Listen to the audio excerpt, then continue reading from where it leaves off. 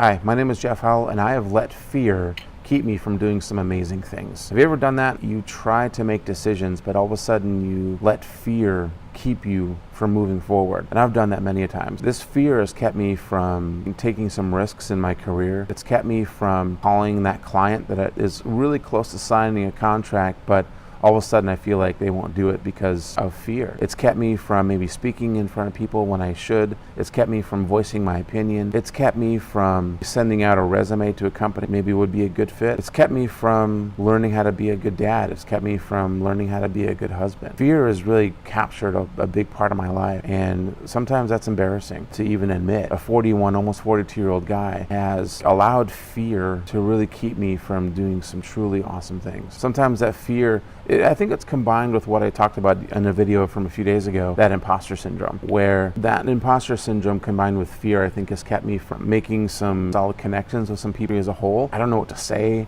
I don't know how to act sometimes. Like, I want to impress them, but should I really impress them? Will they find me out? Am I just me? Is Jeff Howell just good enough to even be talking to this person? That fear, I think, has handicapped me and in my life. That fear, I think, has also kept me from getting out of my comfort zone and just loving on people. I think when I spent time in Minnesota and then we moved here to Michigan, like my time in Minnesota, I've created some very solid relationships. And then when we moved here to Michigan, some of that fear kept me from really making some solid connections here in Michigan. We've been here almost 6 years already, and sometimes I only have myself to blame for not having the kind of friends that I really need here. Fear has also kept me from being the best dad and the best husband that I can be. Fear of screwing my kids up, fear of not being a good parent, not giving the right advice, not disciplining the right way, maybe being told that I'm an awful parent or an awful husband. I've been afraid to be vulnerable to people. Even now, this is the third video in this series, and I'm talking about fear, and it's scary. This is about as vulnerable as I've been in a long time. Sharing my story with you through this video format, this is new to me, and I'm not good at this yet. I'll get better. This is scary.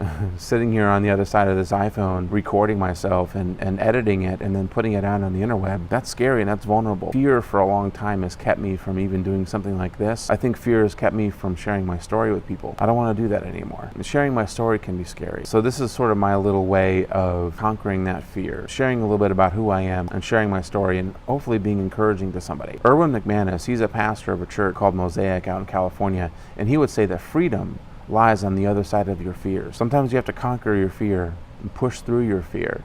And at the end of that, on the other side of that fear is where your freedom lies. So I hope that's a little bit encouraging to you. You're not alone if you've let fear keep you from doing great things. I'm a poster child for letting fear keep you from doing some great things.